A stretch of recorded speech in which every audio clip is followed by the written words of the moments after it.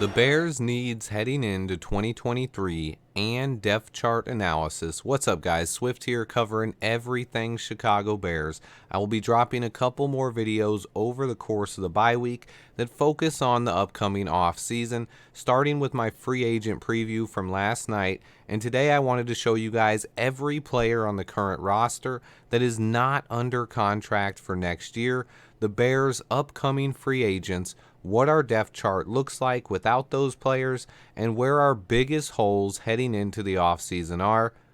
We have less than 35 players under contract for next season, and most likely could see at least 20 new faces on next year's 53-man roster. That's after Poles turned over 2/3 of the roster this season. It's going to be an incredible 2-year transformation. Let's first get into what players on the current roster are free agents after the season, and which ones I would be interested in bringing back. I will put a chart up on the screen so it's a bit easier for you guys to follow along. Let's get into it. First, I will talk about the upcoming free agents on offense and defense, and then take a look at our 2023 depth chart. On offense, we have a ton of free agents. I don't want to list all the names twice and annoy you guys, so instead I'll talk about each guy briefly and thoughts on bringing them back. I have the color-coded chart on the screen as well.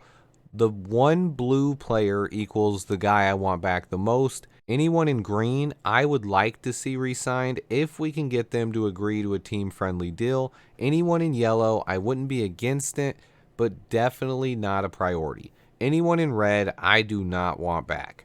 On offense, David Montgomery is first up. I've touched on this a bit. Depending on what Monty wants, he could definitely be back, but there are a lot of options in free agency, so no idea how this one goes, but I do like Monty.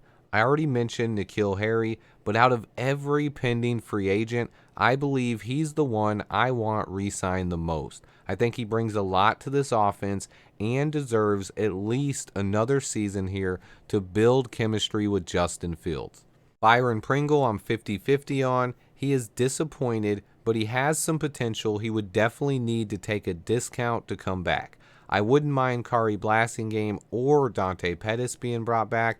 Blasingame is a solid fullback, and Pettis can be a backup, receiver, and punt returner. Next, we have 4 offensive linemen that I don't want to see back: Riley Reiff, Michael Schofield, Dakota Dozier, and Sam Mustipher. Reiff and Schofield both helped out a bit this year, but neither guy has that much left in the tank and probably shouldn't be back. Dakota Dozier, meanwhile, spent the year on the IR. He probably won't be back either. And then we get to Sam Mustipher. He's on pace to start every game this year and hasn't been a bad run blocker, but he has been a liability in pass protection. I think most fans believe a fresh start would be best for Musty and the team. With that said, he has played better recently, and there is a chance Poles brings him back. He's a well-liked player in the locker room. We'll see. Equanimeous St. Brown has taken some heat from me this year. I wouldn't hate it if we brought him back for another year, but I don't want him anywhere near the starting lineup. As a backup and special teams player on a minimum deal, sure, I'd be okay with that. Darrington Evans has played well after being called up from the practice squad, but I doubt he's back next year. Same with Tim Boyle. He should serve as a backup the rest of the year, but will he be back? I don't know. As for the defensive side of the ball, Armon Watts is first up. There were conflicting reports early on that he had another year left on his contract, but Watts will be a free agent after this season. He has been disappointing as a starter, but I think he could be a valuable 3rd or 4th defensive tackle, and I would like to see him brought back. Same with Nicholas Morrow. He hasn't been a huge hit, but he has valuable sideline-to-sideline speed, and I wouldn't mind seeing him back next season either. Angelo Blackson is a bit of a different story. I liked him a lot heading into the season. He played well last year. He's been mostly awful this year, aside from a couple of splash plays. I would go with the coaches here. If they saw enough to bring him back, then I wouldn't argue it. However, he's not a guy I'm vouching for after this season. Matt Adams, meanwhile, has been hurt most of the year and lost in the shuffle, but he stepped up and played well at Sam linebacker recently. He has good speed and is a hard-hitting presence. I'd bring him back for depth and special teams play. The next two veterans both have played well, but neither offers a lot of long-term upside. That's DeAndre Houston Carson and Joe Thomas. I have no idea if they are brought back or not, but both have played well as backups and on special teams, so I wouldn't mind seeing them back. Dane Cruikshank, meanwhile, was brought in to do just those two things, and he's done neither. He spent almost the entire season in the training room with injuries. I doubt he's brought back. Mike Pennell Jr. has been a nice veteran addition off the street. Will he be back, though? Probably not. If he is, though, it will be another cheap one-year deal, which wouldn't hurt. Same with Taco Charlton, who's provided some pressure off the edge in the last 2 weeks. He's mostly been a journeyman after being a first-round pick, but I wouldn't mind bringing him back for another year either. Then we have linebacker Javin White, who showed potential in training camp and preseason and spent the entire year on the injured reserve. Maybe he gets another shot. It's going to be hard to tell. And then we get to young corner Josh Blackwell, who got some extensive playing time due to injuries last week and played surprisingly well. I think Poles might want to bring back a guy like this, but it would just be a depth addition at most. Same with the last guy on the list, undrafted rookie A.J. Thomas. I think Poles could bring him back, but with some of these guys that didn't make an impact this year, they may get more chances the rest of the year, and if they don't make an impact, they most likely will not return. Okay, let's take a quick peek at the depth charts on the screen. These are all without the pending free agents and show you how many holes we have on the roster. We will definitely be signing or drafting a running back if Monty isn't re-signed. Same for wide receiver. With only 3 guys under contract, another reason I really want N'Keal Harry brought back. We will need to address the backup tight end position as well.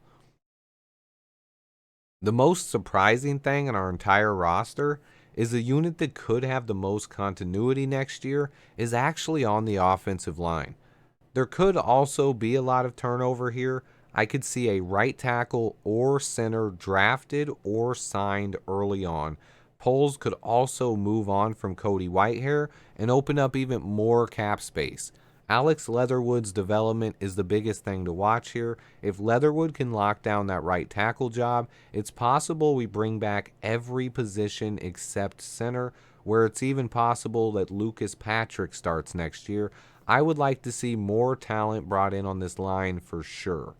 On the defensive side of the ball, though, our entire defensive line needs work. Gibson and Muhammad have disappointed. Meanwhile, Dominique Robinson has shown flashes, but he needs help on that defensive line. At defensive tackle, the only guy we have under contract is Justin Jones, who's been our best tackle, but would be better rotating in with better players. This line will definitely get a lot of work in the offseason. It's our biggest need. Linebacker's pretty thin unless we bring back Morrow, Adams, or Thomas. Right now it's just Jack Sanborn and Sterling Weatherford. There will definitely be some moves made at linebacker this offseason. Now, cornerback is probably one of our most solid positions. We have Jalen Johnson, Kyler Gordon, Kendall Vildor, Jalen Jones, or JJ number 2. We have a lot of talent in this corner group, but I could still see one more guy brought in to upgrade the unit overall. Safety position is pretty solid as well, especially after getting the good news on Eddie Jackson's health. Both starters return with Eddie Jackson and Jaquan Brisker. We then have Elijah Hicks as a backup. It's very possible that DHC could be re-signed to solidify the safety unit. So taking all of that into account, I still believe our biggest need of the entire offseason is on this defensive line, especially at defensive tackle. We need to bring in a 3-tech and a nose tackle. Then we also need more talent at defensive end. Someone has to help get after quarterbacks and rush the passer. Our second biggest need could potentially be at linebacker, but I lean towards bringing in talent on the offensive line, specifically a center. whether we draft or sign someone, I want to see the center position stabilized. We also need a couple more linebackers. We need a couple moves at wide receiver too. But if we bring back N'Keal Harry, I don't think it's as big of a need. I think taking a wide receiver in the first round would be a luxury pick. We can always use more weapons on offense, but it's far from our biggest need right now. What do you guys think? What positions do you think we need to address this offseason? And which of these pending free agents would you bring back? Let me know in the comments. I appreciate everybody who watches. Please hit that like button for me. Turn on those notifications so you don't miss out on new videos. And until next time, bear down.